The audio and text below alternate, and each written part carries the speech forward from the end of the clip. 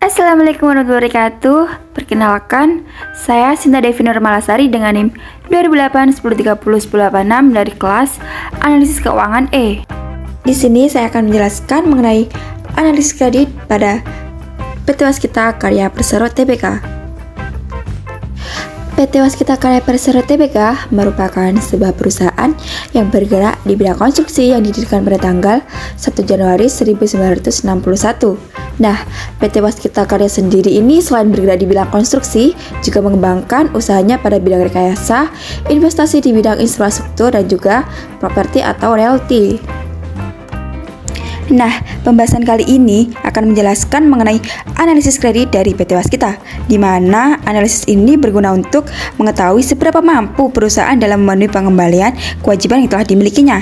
Pada analisis ini sendiri terdapat beberapa metode pengukuran untuk mengetahui kelayakan dari perusahaan Waskita dalam mengembalikan kewajibannya. Untuk pengukuran yang pertama, menggunakan aset lancar dibandingkan dengan liabilitas jangka pendeknya atau rasio lancar.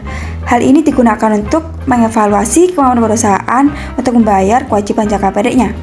Nah, jika rasio ini memiliki angka di atas 1, maka perusahaan dikatakan liquid, yaitu mampu membayar kewajiban jangka pendeknya dengan menggunakan aset lancar. Namun, jika rasionya kurang dari 1, maka perusahaan dikatakan kesulitan dalam membayar utangnya tepat waktu kepada kreditor. Penghitungan yang kedua yaitu menggunakan rasio kas terhadap liabilitas jangka pendek yang digunakan untuk membantu seorang kreditur dalam memahami apakah perusahaan dapat memenuhi kewajibannya jika terjadi kebangkrutan. Nah, nilai rasio CCLR yang baik yaitu lebih dari angka 1. Hal tersebut menandakan bahwa perusahaan memiliki lebih dari uang yang cukup untuk memenuhi hutang jangka pendeknya.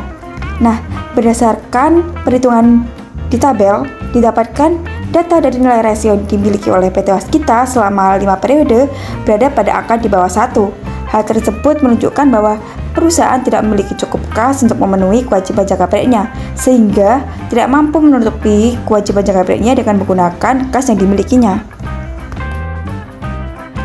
Penghitungan yang ketiga yaitu menggunakan rasio perputaran piutang, yang merupakan sebuah rasio keuangan yang menunjukkan seberapa cepat kredit penjualan dapat dikonversi menjadi uang tunai. Nah, semakin tinggi tingkat perputaran piutang, maka semakin baik karena perusahaan dapat mengumpulkan dana lebih cepat. Berdasarkan perhitungan perputaran kas pada tabel, maka didapatkan bahwa pada tahun 2017 memiliki nilai rasio paling tinggi daripada tahun-tahun yang lainnya. Hal tersebut berarti bahwa pada tahun 2017, perusahaan memiliki kebijakan kredit yang lebih efektif sehingga pelanggan dapat membayar faktur dengan cepat. Kemudian untuk tahun 2020 yaitu sebesar 4,06, yaitu memiliki angka terendah. Berarti perusahaan memiliki kebijakan kredit yang kurang efektif karena pelanggan dapat membayar faktur yang lebih lambat. Penghitungan selanjutnya yaitu menggunakan rasio perputaran persediaan, yang merupakan rasio yang mencerminkan kecepatan persediaan yang ada di gudang perusahaan terjual kepada konsumen atau pelanggan. Nah, semakin besar rasio perputaran persediaan, maka semakin baik. Hal tersebut dikarenakan semakin cepat perusahaan mau menjual barang persediaan, maka semakin cepat pula perusahaan dalam menghasilkan pendapatan. Berdasarkan periode di tabel, selama 5 periode, perusahaan paling cepat dalam menjual barang persediaan berada pada tahun 2017, yaitu dengan rasio 12,34 atau selama 30 hari. Hal tersebut berarti bahwa perusahaan mau menjual seluruh persediaan selama 30 hari, sehingga menghasilkan pendapatan lebih cepat daripada tahun-tahun lainnya. Kemudian penjualan paling lama berada pada tahun 2020, yaitu dengan rasio 4,19 atau selama 87 hari.